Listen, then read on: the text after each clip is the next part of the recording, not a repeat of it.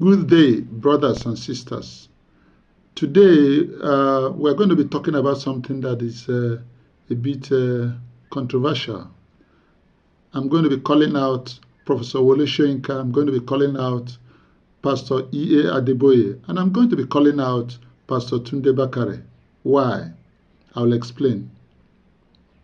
In 2012, President Goodluck Ebele Jonathan was in power. He was in charge. And then he removed subsidies less than 7 months into his regime. He got sworn in again in 2011, so it was less than 7 months. And then before you knew it, politicians mobilized Wole Soyinka, mobilized Pastor E. Adeboye, mobilized Pastor Bakare, and a host of other people. And they occupied Ojota, say it's occupying Nigeria. And then for several days, they met there peacefully. Peacefully. The government did not unleash the dogs, the attack dogs on them. No. The government allowed them to have a free access to the environment and to protest peacefully. And they protested peacefully. They condemned the removal of subsidy. They condemned the government of Jonathan. They abused his personality. They said all sorts of things. Some even carried a caricature, a mock coffin of Jonathan. All sorts of things were done. And he remained temperate. He was a Christian, or he is a Christian. 2024, 12 years later, there is hunger in the land. There is double-digit inflation in the land. There is terrible fear and uncertainty in the land. There is unimaginable insecurity in the land. There is all sorts of vices going on. And we've been waiting for a condemnation to come from Pastor E.A. Adeboye. Mom is the word. We've been waiting for Tunde Bakare to speak up and condemn what's going on. Mom is the word. We've been waiting for Professor Wole Soyinka to condemn what's going on. Mom is the word. In fact, when people met Wole Soyinka and asked him and said, "You are a professor, an egghead, a Nobel laureate winner. What do you say about the government?" He said, it's too early to judge them. It's not up to a year. When it was a year, he said, I know people are going to be expecting me to talk, but I'm not going to talk. What is this hypocrisy all about? What is this childish hypocrisy and all about? Now, I'm not going to speak too much about Wole Soyinka because this is a Christian program. And Wole Soyinka is not a Christian, even though he wrote a book titled The Man Died. The Man Died. All along growing up, some of us knew Wole Soyinka as a steadfast, detribalized Nigerian. But it looks to me that he's shrinking and shrinking and shrinking into a tribal bigot. It looks to me that he's becoming more senile than reasonable. It looks to me that he's becoming a bit, guided by sentiment than reality. The ideas for which we know him are quite vanishing, seriously vanishing. Now, like I said, I'm not going to talk about Wole Soyinka because he's not a Christian, so what's my business? He says he's a humanist, so not a Christian. Now, let's talk about the ones that matter to us, the Christian leaders. Pastor E.A. Adeboye is the General Overseer, Redeemed Christian Church of God, the largest Pentecostal gathering in Nigeria, if not Africa.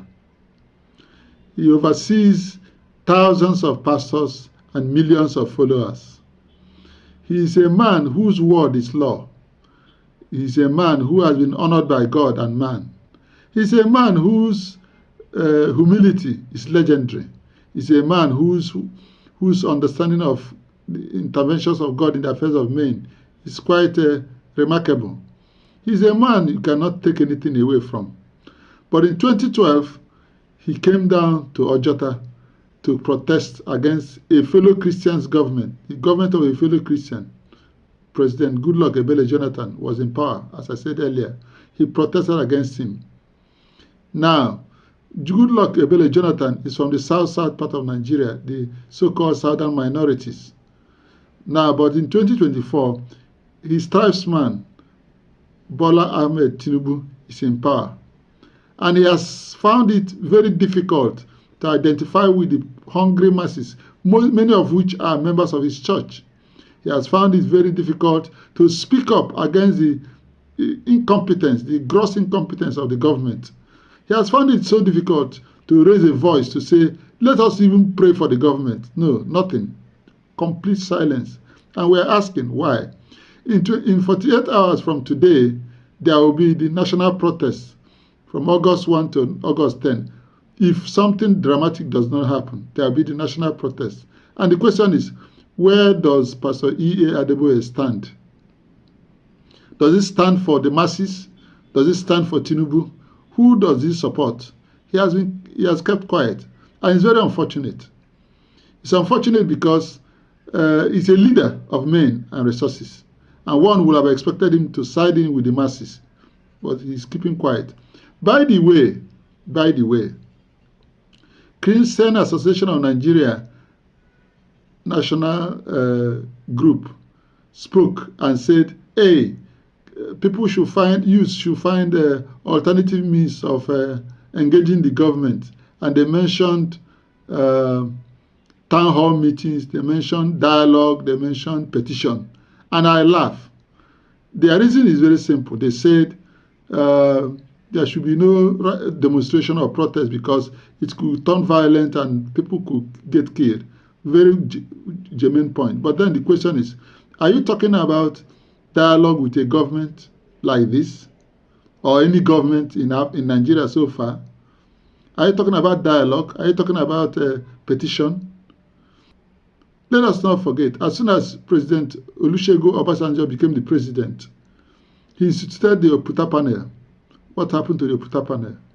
The Oputa panel is still there gathering dust. Why? Somebody went and went to court to get an injunction against his appearance at the Oputa panel. That's IBB, Ibrahim Babangida. And that person went to get an injunction stopping them from releasing the report, from releasing the white paper on the report of the panel. So the panel died a natural death. In 2014, President Jonathan came up with the confab to draw up or modify or arrange or readjust our political landscape. What happened? Buhari took over and allowed the thing to gather dust. So when you are talking about dialogue with who? Dialogue with who in reality? When you are talking about petitioning who? Who will listen to you? It's childish to, we're talking about town hall meeting. Who is going to organize town hall meeting? What is the essence of the town hall meeting? How long will it last? What will be the outcome of a town hall meeting in Nigeria today? Will a town hall meeting assuage our hunger? Will it take care of our insecurity? What will it do in reality? It's just a talk show, a talk shop, nothing more. So the National Christian Association of Nigeria, no, you goofed. Then the Northern Branch and FCT issued their own statement saying, yes, you can protest, but you can protest peacefully. That sounds more like it. So if Pastor E.A. Adeboye is to listen to this podcast, I want to ask him, where does he stand? As we speak about Pastor E.A. Adeboye, we speak about Tunde Bakare, Pastor Tunde Bakare. Pastor Tunde Bakare is the General Overseer of Latter-rain Assembly here in Lagos. He came up one time to say that God told him that he was going to be the president of this country after Buhari. Well, that prophecy failed, completely failed. Now, his tribesman is in power, a Yoruba man like him, and he has kept quiet. He was one of those that occupied Ojota. He was one of those that spoke strongly against Jonathan, who is a Christian. Now, a Muslim brother of his is in power and is keeping quiet. The question I'm asking is, forget about religion. What are we really talking about? Why are we like this? Why are we double-faced in this country? Why do we use different measures for different people over the same situation? Why? Today, a bag of rice is 80,000, and if everything is more expensive, and people are keeping quiet. People who spoke when Jonathan was in power are keeping quiet today. Why? Why? Why? Can we continue with this hypocrisy? This is what is making people to ridicule Christianity, that we are not consistent with what we say.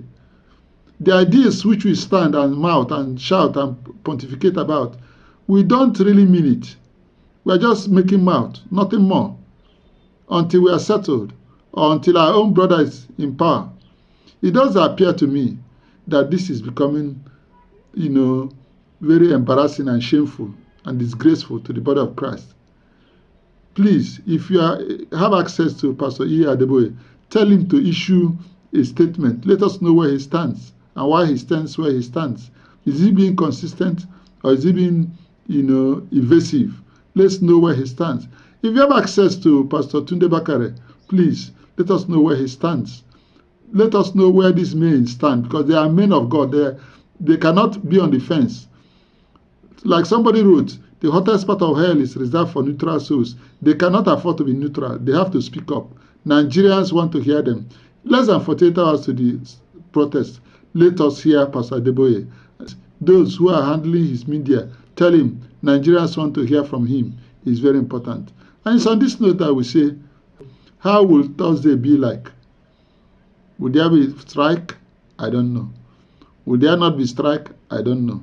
But what I know is that God rules in the affairs of men. God bless you.